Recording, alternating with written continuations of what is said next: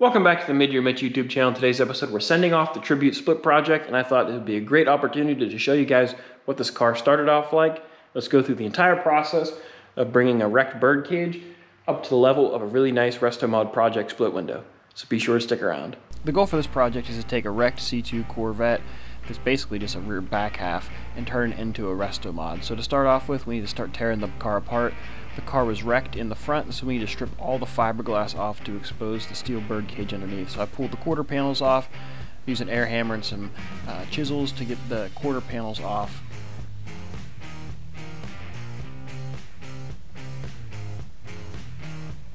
Once the quarters were off, I could start to split the roof seam, slowly work my way around that, and since the car was already previously crashed, a lot of the seams were already popped loose, so it wasn't that hard to get the roof off of the car.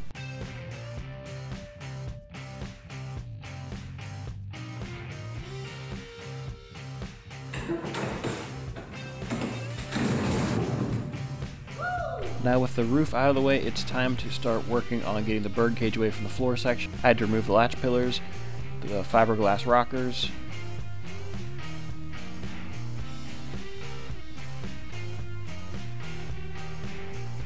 and then I was able to slide the birdcage away from the rear floor section. I have a couple other donor chunks here, so I'm removing the fiberglass pieces off of those. All these fiberglass pieces will be used later. I'm scuffing all the bonding strips so that way I can find the aluminum rivets that are in there so I can drill the bonding strips out, and now we have access to all the steel underneath to make our repairs on the birdcage. Now that all the fiberglass is removed, it's time to start building the birdcage from 3 different pieces. We need to fix all the crash damage from the birdcage before we can start installing new panels. There's a lot of bends and twists. Even if we're going to replace these sections, we first need to work these out because it's all connected and it all affects how the doors and the roof and the windshield fit. So I removed the excess pieces, and I'm using these original rocker sections to splice onto the rear half of the birdcage that came from our donor car. I made a tape template of one section of the windshield frame to transfer over to the other using a dowel hole as my locator, so I knew where to cut, so that way we had the perfect amount of windshield frame to lay these 2 pieces together. And with all 3 pieces together, it looked kind of like a birdcage. And now I'm working on fixing the bends in the windshield frame just to get it a little closer, so that way we can hopefully test a door on here and see how close or how far we are. The passenger side of the roof had a lot of crash damage, so I had to end up putting some relief cuts in various parts just to try to bend the pieces back to where they were supposed to go.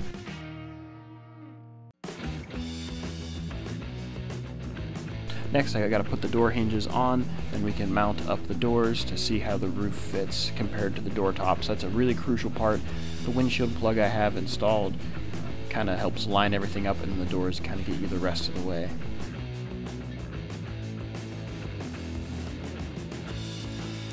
Now I'm making a paper template of where the windshield position is. We decided to put a whole new windshield frame on this car because we have a JEGA assembled convertible windshield frame. So I removed all the spot welds, but I made a template so I know exactly where those pieces go when we put the new windshield frame on. So I prepped this windshield frame by drilling a bunch of spot weld holes, removed all the rust off of the cowl section, and then we can fix this little bit of a bend here that I was fighting with the old windshield frame. Now I can put the convertible windshield frame on, and the big difference with this is the top where it meets the roof. So I had to cut off the old one and overlay this and slowly whittle this down to let the roof fit up against the convertible windshield frame. These ratchet straps to pull it into place to make sure it was in the correct spot. Now I can go and bend the flange a little bit to get the windshield frame to move forward to make sure it fits the doors properly. Now we can weld it in place because we're happy with the way that fits up.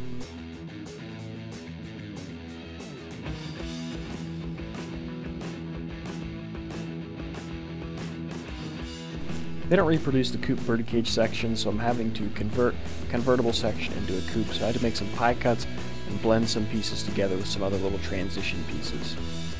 And we can weld the rockers in place. I started with the base of the windshield frame, then I welded the roof to that, then I welded the rockers in place. So now we have a solid birdcage.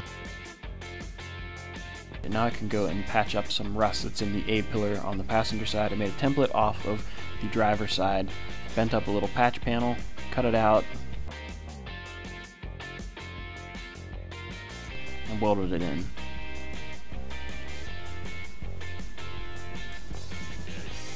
Now I have to remove the old gutters and drip rails. There's a lot of little pieces of slag and old metal behind.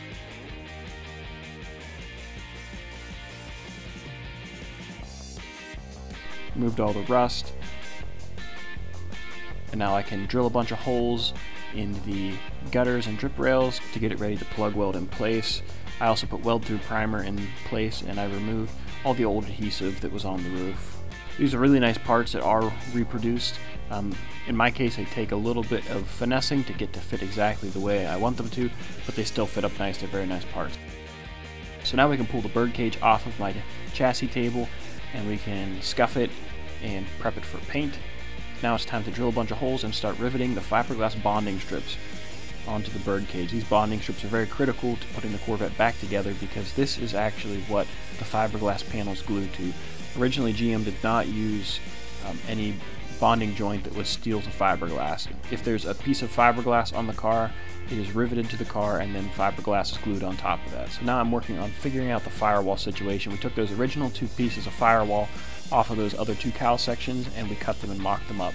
We're putting this car on an aftermarket chassis, a Roadster Shop Spec 7 chassis, so we have to delete part of the rear floor here. So I'm cutting that out first because the cabin section is mounted on the chassis already.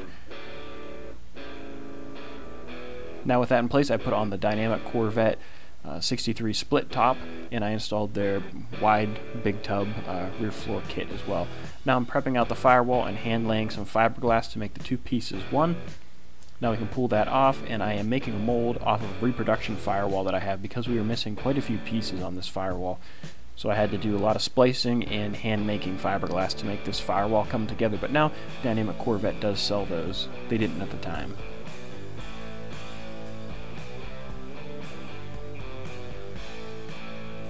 Now I can work on gluing in the firewall, and I can prep out the rear tubs on this dynamic floor. This is a 3-piece floor. First you glue in the rear tubs, and then you glue in the center section. So I'm prepping out the floor. I had to do a couple of different versions of figuring this out. It took me a little bit to figure out exactly how this floor goes together. I had to install the rear splash shields, and those had to be cut away quite a bit. There are some more detailed instructions on how to do this on my other video that I did on this. So I completely mocked up the floor tubs, drilled a few holes to make sure I located it properly, and now I'm gluing in the rear tubs first. Once I was happy with that fitment, I glued in the center section of the tub. The original floor on the 65 Corvette was all hacked up, and I had a couple donor pieces I had to cut up to finish the toe board section. So I glued those to the firewall, and then I hand laid fiberglass onto the rest of the floor to kind of tie it all in together. So it's all factory seams besides those few splices. Now I'm cleaning up the rockers. These are also from Dynamic Corvette, and those glue in. That gives the floor a lot of structure and helps locate everything.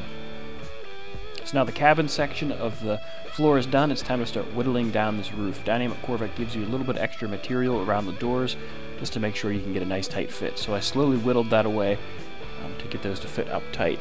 Now I'm going back with some fiberglass filler and tightening up the door gaps to make sure that the roof fits the car properly. I always prep my glue joints with 36 grit, so now I'm trimming up the rear deck and the taillight panel, make sure everything fits up nice. So we glued a bonding strip to the taillight panel, and I'm getting all that glue removed right now, and I clamped the roof in place to make sure I liked its placement. So now we're putting on, I think I used 6 or so tubes of glue on the roof. We've got the roof glued on, and now we're gluing on the taillight panel. And I install the quarter panel bonding strip before I clamp down the roof. Those kind of go underneath it. Now we can clear out all the extra flashing now that that's cured up. I'm prepping the bond seams for the quarter panels. I had to make sure the doors fit real nice. There's a little bit of trimming involved to get the quarters to fit. All these parts are brand new, so there is a little extra material on each of them between the roof, the quarter panels, and the taillight panel, so you just have to work and make sure everything fits up nice and tight. I have to install the latch pillars before the quarter panels are installed, so I'm making sure those fit up nice. Again, these are some new parts versus old parts. You just got to work to make everything fit up nice. There's a little bit of trimming required at the back end to meet up with the taillight panel. It wasn't anything crazy, it just took some prep work. And now I'm scuffing the underside of the quarter panel and adding some fiberglass filler in here. These are wide quarter panels from Dynamic Corvettes, so I did have to bulk up the bond seams a little bit just to make it fit, because they taper out about 1.5 inches overall. Once I was happy with the way they fit, I glued them on.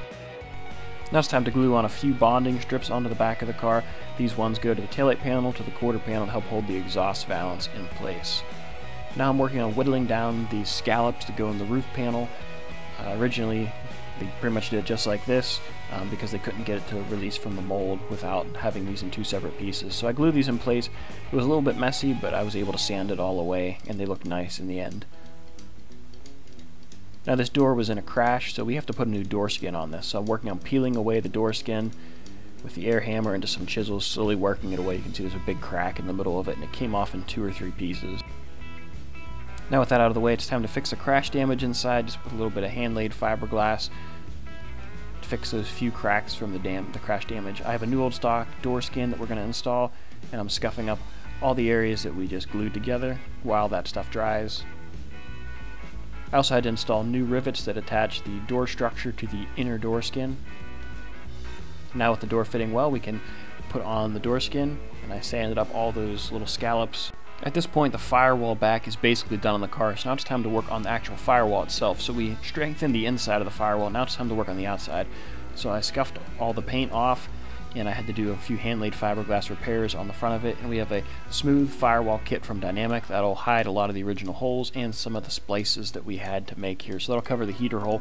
I scuffed that up, put it back on the chassis, and then I had to install a few of my fiberglass repairs, pieces that we made earlier.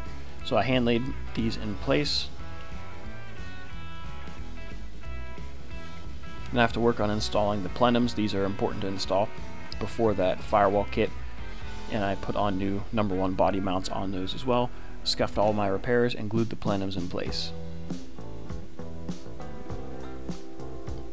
I came back through and made a few other fiberglass repairs, and I came in with some fiberglass filler and kind of blended all of this in together. I had to make a few bonding strips also to hold the top of this smooth firewall by the wiper plenum area. Again, this is also in my video in more detail, but this kit fit really nice. I used a lot of glue on it because I didn't want to make sure it didn't go anywhere, but this definitely smooths the firewall out really nice and just gives you a good custom look.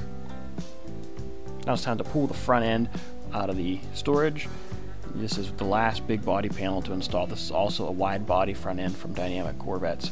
So now I have to scuff all these areas and remove all the glue and scuff everything, get it ready to glue in place. So I'm removing a little bit of the extra material on the gill section.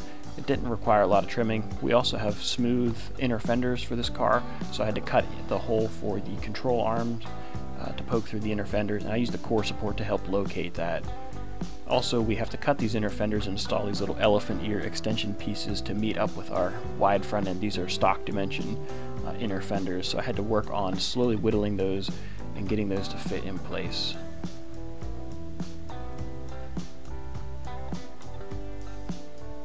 Once I scuffed the fenders, I was able to glue on our little extension pieces onto the inner fenders. Now I have to pull the doors off because we need to install the fiberglass hinge pillars. I like to test fit the front end before I install these to make sure that they are in the correct spot.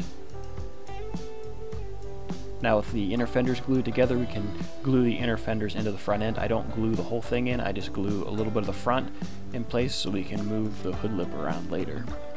Now I can install the door hinges, put the doors back on.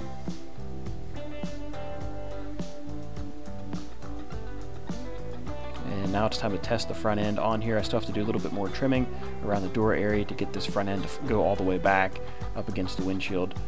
I also had to notch these little bonding strips just so we didn't have a double or triple layer of fiberglass that really sunk it down and made it fit properly. A lot of people were afraid of installing front ends, but really you just kind of got to go for it, whittle things down, and just keep testing it. You got to get it to fit as good as you can without putting a lot of pressure on it. So now I put some fiberglass filler in to raise the front end up in various areas to make sure that it fit really nice to give us a good door gap. I took it on and off dozens of times just to try to get the fit really nice. Once I'm happy with it, I put glue on the top section, and we glued the front end in place. I leveled it out, and now with that in place, it's time to install the side gills. Again, I use fiberglass filler to help blend the door gap. It's a lot easier to install front ends this way rather than a full one piece. It kind of gives you a little more maneuverability and lets you really dial it in. So now the passenger side gill is installed. Now it's time to remove our clamping fixture, remove all the clamps, and sand up our repairs and see how we did.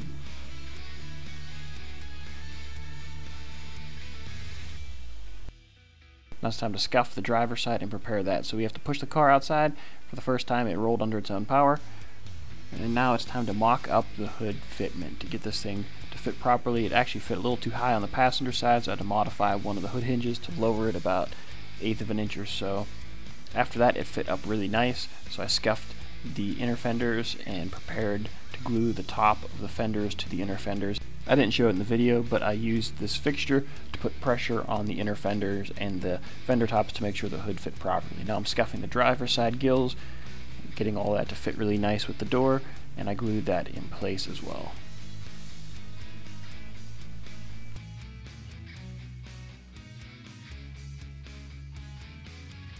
The fixture is very handy to push up on the panel without having to use any screws. Now we get wheels back on the car, scuff the repairs, and this thing is done. So I pushed the old girl outside to really get a good look at it right before we shipped it off, and this is the first time I'm able to really stand back and look at this thing whenever it is finished. So the car obviously needs a lot more work, but this is as far as we're going to take her. All the body panels are roughed in, the gaps are looking real nice. I'm really happy with the way this car turned out. I mean, this is 3 or 4 months of just hustling on this car to get it to fit, everything to fit up as nice as possible. It's definitely a car to be very proud of. It's on a Roadster Shop Spec 7 chassis. It basically has the full catalog of dynamic Corvette fiberglass on it, and it's just a very respectable car. Now some people might think it still has a long way to go, but this is, watching this video, I definitely look back at this and I think, wow, this is definitely a pretty big accomplishment. We started with a wadded up, beat up old Corvette that had been wrecked several times before its life was finally ended, and now we have a nice split window that is ready to become a Restomod, ready to get finished off, gets a big late model engine, get some big wheels and tires, full interior, and just a really nice paint job, and I think it's on its way to becoming a really, really nice high-end car whenever it's done. Just a good look at the inside after we're all done. The big tubs fit up nice. It still needs some scuffing. Some holes need filled from screws.